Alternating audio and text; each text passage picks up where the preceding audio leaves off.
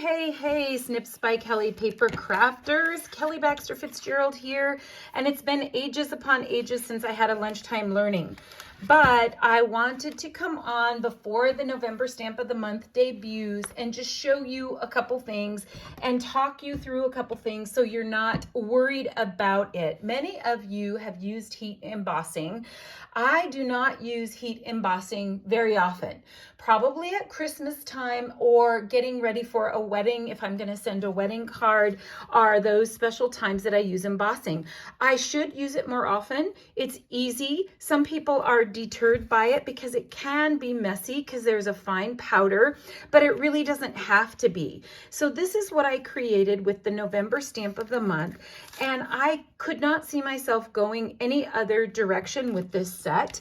It is mandala snowflakes, and so you can see that it's so delicate. Now, if you're worried about embossing, I've cut all of the pieces needed for this kit. So all of these will have all of the pieces needed to create your snowflakes, your large, your medium, and your small snowflake, and your vellum snowflake. And then it will have your embossed pieces, your pattern paper pieces, and your glitter paper. However, you can stamp with regular ink. You could stamp tone on tone. I used Periwinkle and Seabrook because I wanted to highlight our new colors. And so you could stamp tone on tone with Periwinkle, tone on tone with Seabrook. You could also stamp with White Daisy ink, and that would not be as bold. White Daisy ink would be a little more faded looking. You could use pigment ink, white pigment ink, White Daisy pigment ink, which would be thicker. It would take longer to dry, but it would also look beautiful. So you could do that. You could actually just stamp in black, and that would look beautiful as well. But if you want to go as far as I did with this kit, I just want to show you some things so you're not worried about it. Many of you are veteran embossers.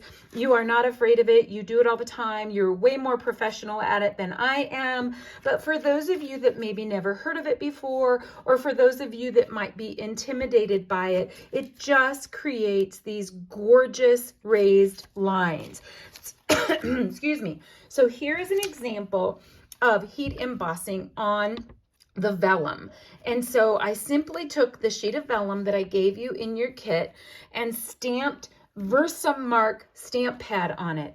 Mine looks terrible. It's got to be at least 15 years old because I use re-inker just like I use in my stamp pads. I will throw my stamp pads away if they get bowed and I'm not getting good coverage, but my Versamark pad is spongy and this is adhesive. So I would go across it this way and across it this way and then let it set, and it would absorb more of that adhesive. So if it begins to get dry, I just keep using it over and over. And literally the reason I have it for 15 years is I maybe pull it out 2 or 3 times a year for those special cards. So this Versamark adhesive gets put on your stamp.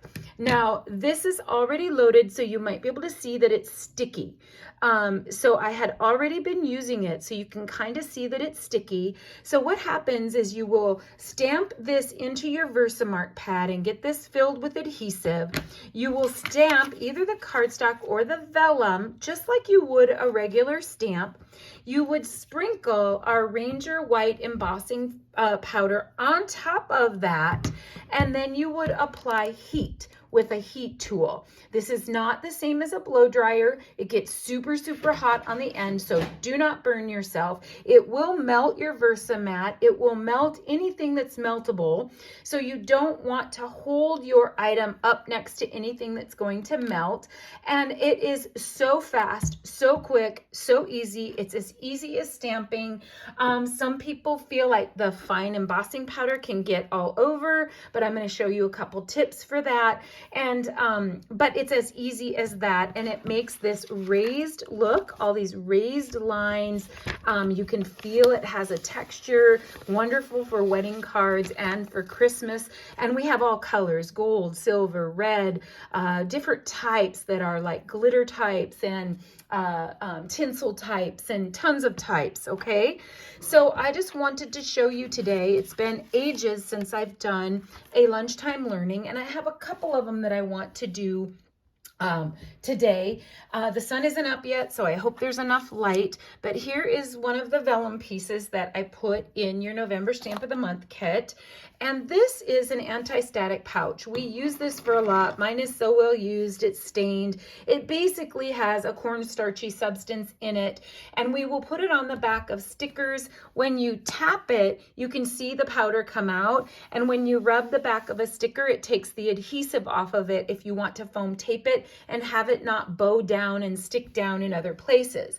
We also use it for our shaker windows to take static out of those shaker pieces so that they don't come up to the top of the acetate. We're going to use it again here on whatever we're going to emboss. The reason we do it is if you put that anti-static in the area you're going to stamp, the adhesive will stick to that area, and so the powder will gravitate toward that area where the adhesive is instead of just getting powder blotches all over.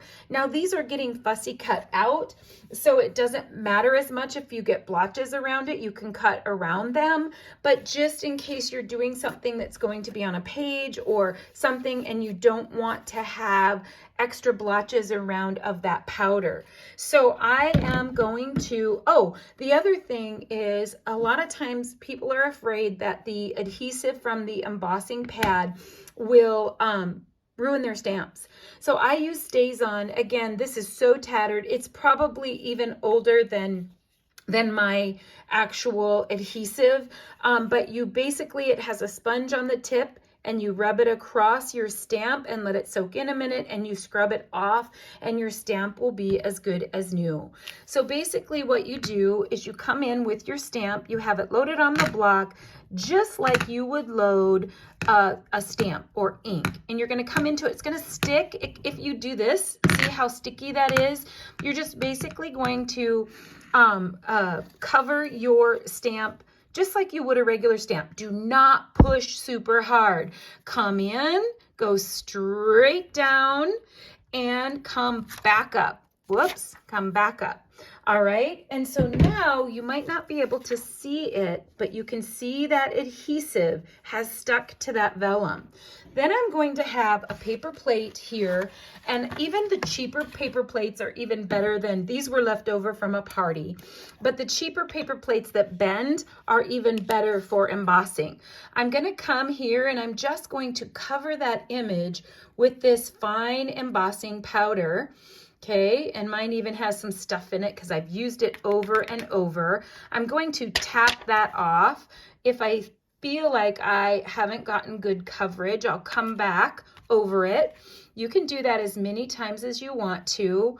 And then I might just tap it off a little bit. And so you can see how nicely that powder covered that image, and it didn't really get any of that powder anywhere else.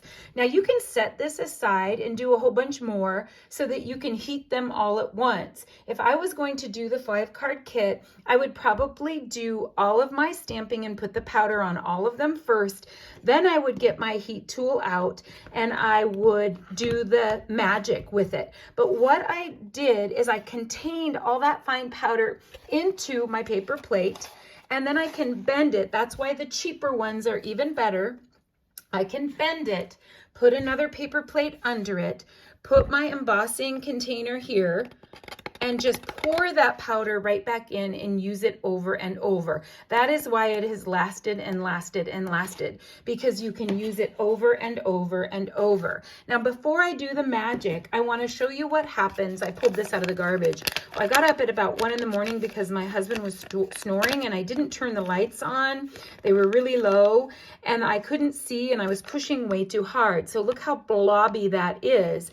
Instead of just going down and coming back up once, I was pushing and pushing and pushing hard. So see the right way where you just down and back up like a regular stamp. Here, if you push really, really hard, it just looks terrible. But this looks beautiful and it's easier, right, than pushing very hard. So now the magic. So I'm going to turn my heat tool on.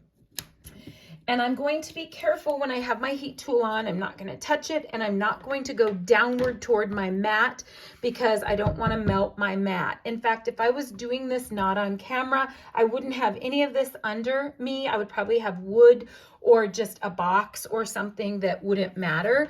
So when you turn it on, it's going to make noise like a blow dryer, but this is literally going to take seconds. So just give it a minute to heat up.